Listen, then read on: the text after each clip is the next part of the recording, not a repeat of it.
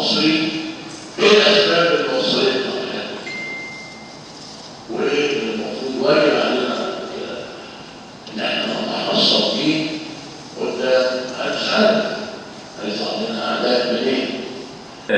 انا متفائل فعلا الفتره اللي جايه ان ده ان شاء الله الاستاذ فتوح مؤمن بده جدا ومؤمن ان المسرح رساله وخط الدفاع الاول في الفتره اللي جايه لمواجهه اي فكر متطرف.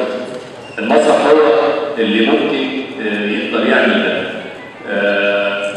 انا مؤمن ان شاء الله الفتره اللي جايه فتره ان شاء الله هتبقى فتره نشطه جدا في المسرح، واتمنى ان المسرح المصري يعود على ايد ابنائه المحبين والمخلصين للمسرح، والمسرح المصري فعلا يستاهل ان احنا كلنا نتكاتف عليه.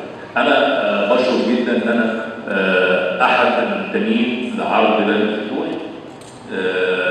طبعا سعيد جدا جدا جدا انا بشتغل مع النجم الكبير جدا الاستاذ يوسف شعبان، مع مخرج من اهم مخرجي المسرح المصري والعربي الاستاذ فولي، وطبعا الكاتب الكبير الاستاذ محمود دياب، ومع النخبه الرائعه اللي بشتغل معاهم طبعا صديقي وممثلي المفضل الحقيقه الاستاذ سامي المغاوري من اكبر